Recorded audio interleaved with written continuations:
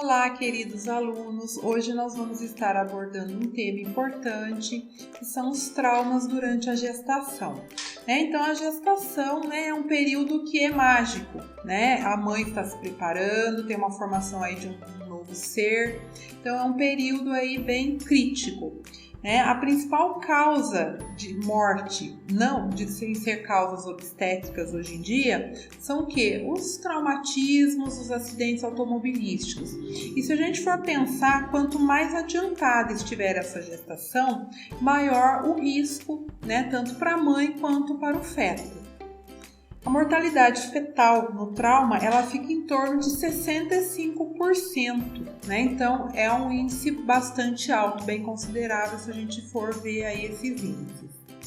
As mulheres vítimas de trauma, gestante ou não, ela tem que receber um primeiro atendimento adequado e sempre estar questionando essa mulher em idade fértil que ela pode ser uma possível gestante aí no início de gestação. Então, sempre questioná-las sobre isso. Aqui mostrando algumas imagens aí, de gestantes aí com trauma.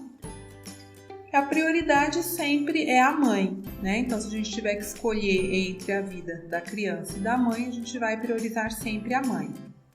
Então, o trauma na gestação, a gente tem que levar em consideração o crescimento uterino. Nos 3 primeiros meses de gestação, é a fase em que esse embrião ele está em processo de formação, dos seus tecidos, dos seus órgãos. Então, ele vai estar localizado dentro da cavidade pélvica. Então, um trauma nessa fase da gestação, ele é importante sim. Porém, ele não é tão grave se ele for numa fase aí no 3º trimestre, numa fase mais tardia. Um trauma nessa idade gestacional pode ocorrer o quê? Um sangramento, um abortamento, mas não tem assim graves consequências dependendo do tipo de trauma, tá? Então nessa fase seria um pouco mais tranquilo, entre aspas, vamos colocar assim. A partir do 5º mês, esse abdômen ele já vai estar com um aumento maior, esse feto já vai estar aí mais ou menos na altura da cicatriz umbilical, então já é um abdômen que está maior e os riscos aí de um sangramento, do descolamento de placenta, é muito maior. E no 7º mês, esse útero já vai estar bem mais aumentado, a partir do 7º mês.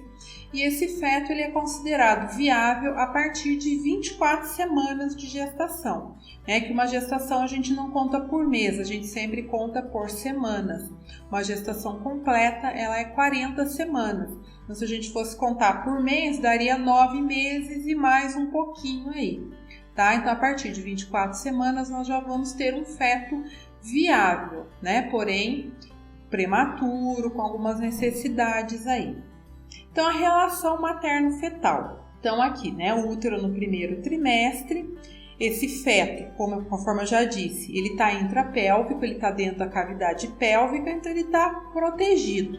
No 3º trimestre, ele já vai estar comprimindo as vísceras maternas, então a chance aí, de complicações tanto para a mãe quanto o bebê são bem maiores. Os ferimentos, eles podem ser abertos, pode ser por arma branca, ou até um impacto muito violento em abdômen, que tem uma perfuração, uma laceração. Ou fechados, quedas, acidentes de carro, atropelamento. E nós temos aí o líquido amniótico, que o feto ele fica envolto por esse líquido que faz a proteção, ele vai amortecer, ele está dentro do útero, mergulhado nesse líquido amniótico. Um trauma fechado, direto na parede abdominal, ele pode causar traumatismo direto para a mãe e indiretos para o feto. E o mecanismo da lesão, nós temos o que? Cinto de segurança, airbag. O airbag eu sempre costumo dizer, ele faz a proteção sim. Porém, dependendo do tipo de impacto, do tipo de lesão, ele pode apresentar muitas vezes aí fratura de costelas, um trauma de tórax, ele tem as consequências dele também, Assim como ele protege, ele também pode ter alguns tipos de lesão. Então, aqui mostrando o posicionamento correto do cinto de segurança. Então, ele é abaixo do abdômen da gestante. e não no meio, porque o impacto aí no meio, né, desse abdômen, desse útero, poderia causar aí graves consequências. O trauma fetal, né, o trauma direto, que é o mais comum no final da gravidez. Pode acontecer fratura de crânio, hemorragia intracraniana, muito associada à fratura pélvica materna. Desacelerações súbitas, né? Então aquele impacto em que o nosso corpo vai para frente e retorna, né? Então se ela estiver usando um cinto de segurança, isso daí pode estar pressionando também. E a lesão uterina com feto viável, né, tem a indicação aí de uma cesariana de urgência. Então essa gestante vai ser transportada, dependendo do tipo de lesão e da idade gestacional, ela já pode ser encaminhada imediatamente para uma cesariana. Se não for um feto, né, viável, não for a partir de 24 semanas, vai tentar aí, né, salvar a vida da mãe, né, fazer o que for necessário aí. Hipovolemia materna, né, por perda de sangue, né, que pode acontecer, e hipoperfusão placentária. Então, se eu tenho pouco volume de sangue circulando, o que vai acontecer? Vai passar pouco sangue pela placenta, esse bebê vai receber pouco oxigênio, né? Isso pode acontecer também. Alterações anatomofisiológicas, útero, feto e placenta são vulneráveis. A gente sabe que a placenta, ela faz o quê? É ela que faz todo o transporte de nutrientes e de sangue da mãe para o feto, né? Então é ela que irriga ali toda a parte fetal, né? Então se houver, por exemplo, um descolamento de placenta, né, esse feto ele vai deixar de ser oxigenado, vai deixar de receber os nutrientes e fatalmente ele vai evoluir para um óbito, né? Dependendo aí da idade gestacional, vai evoluir para um óbito. Cardiológicas e hemodinâmicas, respiratórias, gastrointestinais e neurológicas. Então todos esses traumas, eles podem ocorrer sim, né, numa gestante. Hipovolemia materna. Para que a gestante apresente sinais de choque hipovolêmico, ela precisa perder um volume entre 1,5 litro a 2 litros. Sempre lembrando, né, gente, que a gestante, por si só, ela tem um volume já aumentado de líquido e de sangue no organismo materno, né? Então, por isso que é tão comum a famosa anemia da gestante, né? Porque ela tem um volume de sangue um pouco maior. Estabilidade hemodinâmica materna rapidamente se deteriora quando há perda sanguínea maior que 2,51. Então, assim, né, é muito grave uma hemorragia numa gestante, né, porque envolvem duas vidas aí, né, tanto da mãe quanto do bebê. Síndrome da hipotensão supina. Então, o que seria isso? Né, quando a pessoa levanta subitamente, né, por conta aí de compressão de veia cava, nós podemos ter aí uma hipotensão severa e uma queda, tá? Isso daí também é muito comum quando a gente fala de hipotensão postural, hipotensão supina, no idoso, né? Toda vez que ele levanta rapidamente, ele pode vir a ter uma hipotensão e uma queda. Então, para a gestante é sempre importante a gente orientar o quê? Se ela está na posição deitada, ela sentar antes de levantar, ficar um pouquinho sentada para depois levantar, nunca fazer esse movimento de forma muito brusca, devido à compressão aí de veia cava, ela tem um retorno venoso menor, né? Todo, como é que eu vou dizer, a parte anatômica e fisiológica dela estão alteradas por conta da gestação. Por mais que a gestação seja um processo fisiológico, né, ela tem as alterações, né? Tem as particularidades aí comuns à gestação. Então, ela pode ter uma hipotensão, síncope, né, que é o que? Um desmaio, aquela tontura, e com isso uma bradicardia fetal, né? Os batimentos cardíacos do feto, eles são em torno de 140, 150, então esse coraçãozinho ele bate muito rápido, que ele é pequenininho para mandar uma quantidade, né, de sangue aí para nutrir todos os órgãos. Então, se essa gestante ela tem uma hipotensão, tem um desmaio, né, essa criança, esse feto vai receber menos sangue do que ele deveria, né? Ele pode entrar aí num estado de sofrimento fetal e acabar não evoluindo bem. A gestante, sempre a gente vai manter ela em decúbito lateral esquerdo, né? Isso eu lembro que eu comentei várias vezes com vocês, aí devido à descompressão de veia cava, né? É uma posição que é legal tanto para ela dormir, quanto se ela, né, sofreu algum tipo de trauma, algum tipo de acidente. Então é sempre bom estar orientando ela a manter essa posição.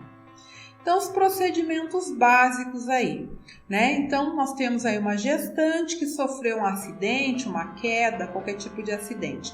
Primeira coisa, né? Eu vou colocá-la em decúbito lateral esquerdo.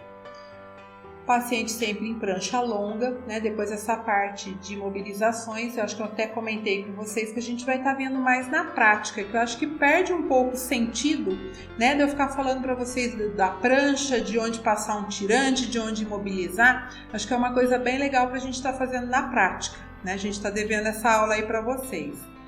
Então, sempre colocá-la numa prancha longa, inclinar a prancha de 20 a 30 graus para a esquerda, né, para tentar lateralizá-la, elevar o quadril de 10 a 15 centímetros. Aí você pode estar colocando, né, um travesseirinho, um coxinho. Lógico, né, gente? Tudo que eu estou falando aqui vai depender do quadro dessa paciente. De repente, se ela tem uma lesão de quadril, uma fratura de quadril, eu não vou ficar manipulando essa paciente, nem colocando coxinha, nem elevando, né? Eu vou tentar imobilizá-la da melhor forma possível, né? Conforme a gente vai ver depois essa parte de imobilização. Então, cada caso é um caso, né? Se for possível, a gente realiza essas manobras. Se não for, a gente vai de acordo com o tipo de trauma. A mortalidade. Então, em lesões graves, materna, principalmente por choque hipovolêmico, o TCE, lesões hepáticas, tá? Porque o fígado, ele pode ter uma lesão aí, né, esplênica, que seria o quê? Uma perfuração de baço, então ela pode ter uma hemorragia interna grave, né, retroperitoneal, principalmente por fratura de bacia, embolia, então ela pode ter aí várias complicações. A morbidade materna, o risco de aborto, principalmente aí no início de gestação, a amniorexia prematura, que é o que? A ruptura da bolsa de líquido amniótico, né? Então ela pode vir a romper e essa gestante perder parte ou até todo o líquido amniótico, né? Então aí vai acontecer graves danos aí para o feto, né? Que ele está envolvido aí nesse líquido, que é o que vai promover o amortecimento dos impactos, e se ela começar a ter perda de líquido, vai ter complicações. Parto prematuro, descolamento de placenta, ruptura uterina e hemorragia feto-materna. Fetal, principalmente associado a hipovolemia e óbito materno. Então, se a mãe for a óbito, dependendo da idade gestacional, né, se for menos de 24 semanas, inevitavelmente esse feto vai a óbito junto. Os demais, trabalho de parto prematuro, sofrimento fetal, ruptura uterina, então tudo são situações aí muito graves que envolvem sempre duas vidas. Considerações especiais. No trauma crânioencefálico, aqui eu estou falando um pouquinho da parte de medicação, mas por curiosidade, né, que vocês enquanto socorristas não vão poder estar administrando, o uso de manitol, tá? O manitol, ele é tipo um sorinho, tá? Mas ele é para diminuir edema cerebral. Então, apesar dos conhecidos efeitos benéficos maternos, ele causa diminuição do volume sanguíneo fetal, cianose e bradicardia. Então, ele tem alguns benefícios aí. O uso de metilprednisolona, né, que também é indicado, aqui só para curiosidade mesmo de vocês, né? E o uso do oxigênio, né, sob máscara, para aumentar aí um pouquinho, né, para dando um suporte se for necessário. E a cesariana de urgência, né? Dependendo da idade gestacional, então ela já vai ser indicada. Manter RCP contínua, né, no local lá do trauma. Iniciar os procedimentos dentro dos 4 minutos de parada, para terminar o nascimento fetal e até o 5º minuto após a parada do coração materno. Considere sempre idade gestacional maior que 20 semanas, viabilidade fetal, né, a idade gestacional de 24 a 25 semanas e condições favoráveis de reanimação fetal. Né? Então, nem sempre isso é possível, né, gente? É o que eu tô falando, é uma situação muito grave quando envolve gestante, principalmente aí no finalzinho de gestação, né? Porque você tem que prestar o socorro adequado, né, para essa gestante, para tentar dar uma melhor qualidade de vida aí para esse feto, né, tentar o mínimo de trauma possível. Então aqui mostrando, né, uma foto bem bacana para vocês, né, em que tudo ocorreu bem, né, em que tanto mãe e filho saíram bem, que é esse o nosso objetivo, né, que tudo ocorra de uma forma correta, que tudo evolua bem. Agradeço a atenção de vocês, me coloco sempre à disposição para tirar as dúvidas aí de vocês, para que possa, né, ter aí na hora que vocês forem ver a videoaula. E aquele abraço, espero retornar em breve aí com vocês, gente. Um beijo, fiquem bem.